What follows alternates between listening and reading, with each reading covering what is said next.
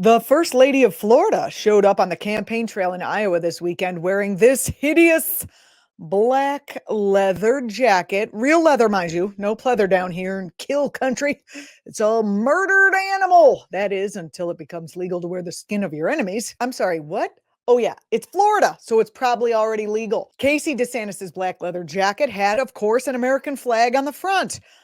On the back, as you can see here, an alligator with its asshole pointed right at Walt Disney World Orlando. Added to that was the moniker "Where Woke Goes to Die," and the internet went crazy, nicknaming her Walmart Melania. Of course, that's referring to the time Melania Trump wore her coat with "I really don't care" written on the back as, I don't know, a comfort to the people she was visiting at the border. Why was she sent there anyway? Because she too was an undocumented immigrant until Trump got her that work visa for the underage modeling slash prostitution ring. Maybe she can understand their plight. Anyway, that was the past. That's the Melania part of the moniker, Walmart Melania. The Walmart part refers to, well, yeah, the Walmarty look of the jacket. Okay, now, what do we think of this name? I think it's really, really stupid. That's what I think, but far be it from people who want to make fun of other people to politically, think strategically when they're coming up with nicknames on the internet. The jacket is, well, not my style. But let's face it, a lot of people shop at Walmart. A lot of Democrats even shop at Walmart, especially the ones who were once in the middle class but now find ourselves less and less able to afford the necessities of life due to Republican policies that some of the other shoppers in there embrace wholeheartedly on their way to the gun section, which in my Walmart is right next to the toys. Not kidding. Maybe it's the embrace of the Walmart culture that the folks who named her Walmart Melania are talking about. I don't know, but I think it was a bad idea. There are two different kinds of Walmart shoppers.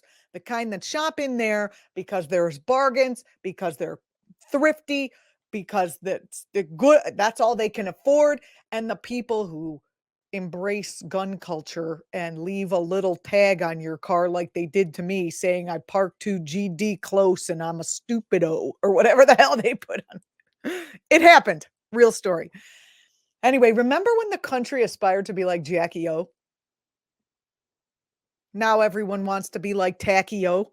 It is hard to figure these MAGA publicans out. I mean, they love Walmart. They defend the hell out of it on their truck nut bumper stickers, but they vote for a slick, wealthy New Yorker who has never set foot even in a Target, much less a Walmart. Of course, he says that's not true. That's not true. I went to Walmart in 2017 on my tour of shit countries. Meanwhile, Casey DeSantis wore the jacket to a charity biker rally, a telling voter demographic if I ever heard one, which of course her husband is courting hard. And reports say that her husband strongly encouraged her to wear it in the same way that, say, a totalitarian would strongly encourage you to do whatever the heck he wants. Anyway, this is nothing new. Let's face it, DeSantis type men have been throwing their on the backs of women since the dawn of the patriarchy. Hashtag not all men. Anyway, political fashion statements are nothing new. There was red hats, brown shirts, black shirts, swastikas. These are all far right symbols. But boy, do they get teed off when the left does anything of the sort. Do you remember how they all went crazy trying to reclaim the rainbow from the clutches of those who would have us love each other for who we are? Or how utterly, absolutely insane they got. Remember this? When AOC wore a dress among the rich that said tax the rich? Real proud. Wearing a tax the rich dress at a Richie Rich event is not the same as wearing a crush the woke jacket at a crush the woke event.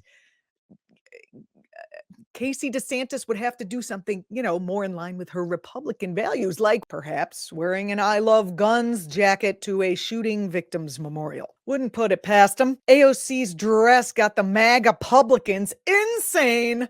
Or should we call them Republica MAGAs? I don't know. But they all got whipped up in a massive frenzy over the potential escape into public consciousness that we might actually want to tax those people who are making more money than the GDP of other actual nation states. Little history. According to history, FDR had the courage to levy a 90% tax on people at the very top income bracket, not on their whole earnings. Calm down in case you thought you were going to get there in this lifetime and that some Democrat was going to take it all away. No, that's just another lie that we are all being fed by the right-wing propaganda machine. No, the 90% tax was on whatever these people earned above a certain ungodly amount. Say, if it was today, maybe $50 million a year. Does anyone need to sit on or earn more than $50 million a year? I said a year, not a lifetime. No, no one does. By the way, decades of prosperity ensued as both Republican and Democratic administrations upheld this tax structure. Decades, baby, until St. Reagan dropped it to 27% and the middle class began the 42-year-long collapse that we are hopefully reaching the bottom of right now before we can bounce back up. I hope, maybe. Please vote blue and then push those people to do the right things. Now, why is taxing at this rate good? Why is it good? Why is it necessary? What good would it do? It's not just about bringing in revenue for a government that occasionally goes crazy printing its own money anyway. No, the main benefit of raising the top personal income tax bracket back to what Tom Hartman called the nosebleed levels is it causes people who can essentially determine their own paychecks, CEOs, business owners, to actually restrain themselves from draining the corporate coffers just to buy that new extra private island that's going to be drowned by climate change pretty soon anyway. So instead of wasting money that could be used to stop the suffering of others, CEOs and business owners would take income up to the top edge of wherever they were allowed in their tax bracket and then leave the rest in the company, which then prevents massive levels of inequality. Since CEOs would only be making about, if it was the same as FDR times, 30 times what their employees are making, that's it. Income inequality would be at least held within the 30 times limit. Is 30 times enough for these folks to finally fill in that big, gaping, empty hole inside? Is it enough for them to fool themselves that they're better than other people? Is it? Because some of them, I think that's what's going on. I'm not against people being rich and having money, but I am upset. I am against the obscene hoarding of wealth while other people suffer needlessly. Anyway, the tax would force them to do something nice with their money, like maybe, I don't know, fund a public library or two, like the Rockefellers did, in order to take that tax cut. Public service actually does fill up that gaping hole that greed and avarice never does. Never does, just makes it bigger. So a tax structure might just save these affluenza-stricken hungry ghosts from their own insanities. By the way, that money that gets left in the company can then drive innovation. You could treat workers better by giving them benefits and making them want to stay at the job, or lower the prices of the goods and services that you are creating. Perhaps if Apple did this, maybe I wouldn't have to pay $40 every time I got a new computer for every single cord.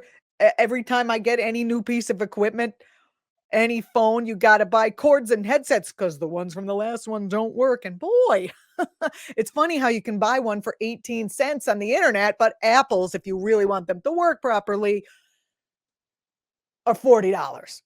Okay, don't get me started on gouging. I will gouge you with rhetoric. Anyway, if they can't figure a way to be good to people or do a social good by innovating with that money, something like that, then it can be taxed by the government under corporate taxes that we should also collect at a much, much higher rate, and definitely actually collect them. And if they can't, if they can't figure out what to do with their money, the government can take it and build roads, bridges, and the infrastructure that the company relies on to do its business. Sound good? I think so. You're watching the Political Voices Network. I'm Julianna Forlano. Follow this channel wherever you're watching. Follow this lady. I'm all over the place. And share this with the MAGA whose head you'd like to get some ideas into just to see the look on their face. Thanks for watching and keep coming back.